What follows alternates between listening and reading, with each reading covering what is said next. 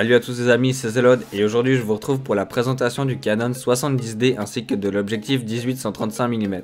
Sur la première face, on retrouve une photo du réflexe, son nom et l'objectif fourni avec ainsi que quelques informations qui résument les principales fonctionnalités de cet appareil.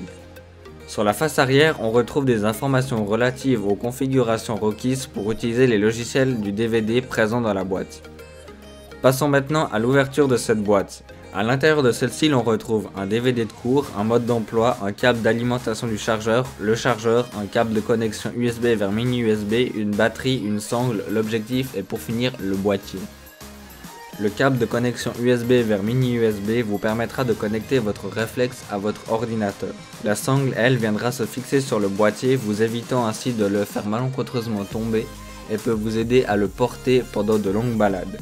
Le chargeur fourni est très pratique car il indique le niveau de charge de la batterie.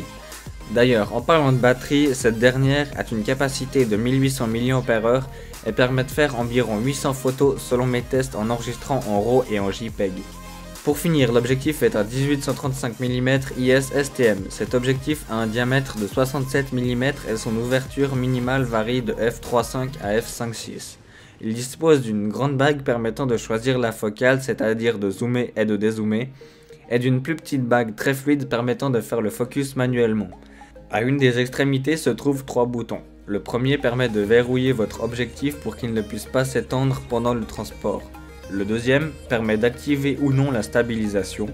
Et pour finir, le dernier permet de choisir si l'on souhaite faire la mise au point manuellement avec la bague ou alors automatiquement. C'est à peu près tout pour ce 18-135 mm. Donc maintenant passons au plus important, le boîtier. Le Canon 70D dispose d'un capteur CMOS APS-C de 20,2 mégapixels. Ce nombre élevé de pixels vous permettra de recadrer vos photos numériquement si vous avez mal cadré lors de la prise de vue. De plus, il permet d'enregistrer en JPEG et en RAW. Les ISO, eux, peuvent monter jusqu'à 6400 en vidéo et 12800 en photo.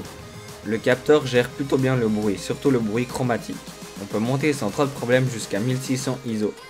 Par la suite, le lissage et la baisse de saturation commenceront à se faire ressentir. Cet appareil photo dispose également d'un superbe écran tactile orientable de 3 pouces, soit 7,7 cm. Ce dernier se révèle très pratique pour faire des plans proches du sol ou au contraire par-dessus la foule. À l'arrière et sur le dessus de l'appareil, vous pourrez retrouver tout un tas de boutons. Ces derniers ne sont selon moi pas très précis. Je trouve que l'on ne ressent jamais vraiment de clic. Le pire est le bouton multidirectionnel au centre de la roue crantée. Il est bien trop petit pour cet emplacement et n'offre également aucun ressenti lors du clic.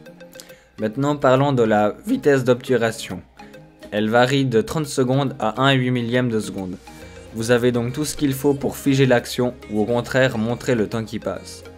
La rafale permet d'atteindre les 7 images par seconde. C'est amplement suffisant pour être sûr de ne pas louper un certain événement.